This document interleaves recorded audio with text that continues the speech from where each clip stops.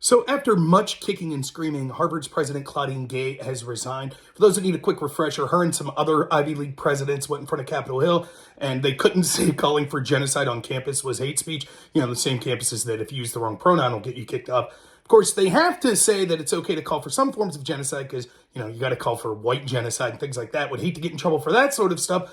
And then she was embroiled in a plagiarism scandal, which all the people in the media said, no, it's not true. Turns out it was absolutely true. And now she's been forced to resign in disgrace. Now, why should this matter to you? Well, it's the reaction to this story that I find the most interesting. First, you need to understand that Harvard is to academia what the New York Times is to journalism. And both of these institutions are rife with people that are cultural Marxists that are actually benefiting the institution and setting up a two-tiered system. Cultural Marxism in a nutshell is just that they break everyone into categories and say half the people are oppressors and half are oppressed. So let me give you an example. Race, white people are oppressors, other groups are oppressed. Religion, Christians are oppressors, other groups are oppressed, etc., etc. And what they say is not only is there a two-tiered system, but if you're oppressed, that means you could do no wrong and the ends always justify the means. But if you're an oppressor, that means you could do no right and you should be punished no matter what.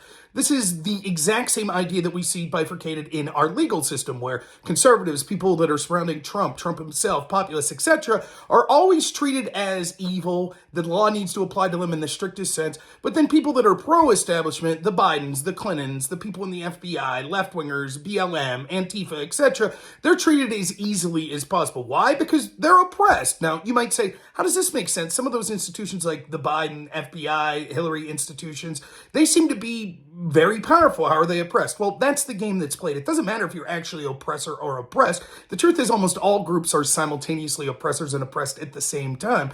All that matters is this is used as weaponization, just like any good communist. They use it to go after the people that they disagree with. Now, the reaction to the Claudine Gay story is, of course, you see some of these people in these very same institutions, academia, journalism, etc., saying, oh my God, this is racism, because that's one of the only bullets they have. Logic doesn't matter. It doesn't matter that you could point to her actual plagiarism and see many examples of it.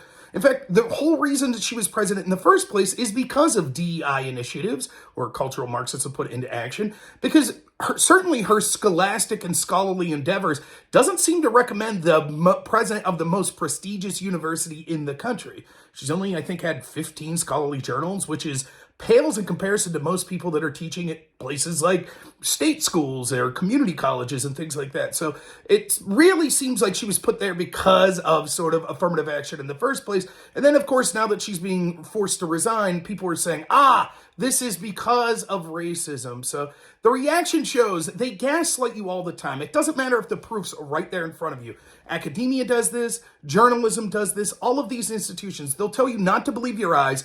After all, she's an oppressed person, so she could do no wrong. When she plagiarizes, that's just cultural indemnification of arguments put on paper that she sought to use in a way that she was exploited because she was an oppressed person her whole life, or else she would have came up with those arguments first, or something like that. So laugh at them, mock them. It's a little notch in the belt at this point, but make no mistake about it. This is just a small step in a far greater battle. And what it really shows is they're not interested in logic. They're not interested in an equal standard. The cultural Marxists are interested in a double standard in all things, where the people that they disagree with need to be taken down by any means necessary, and those that they support can do no wrong.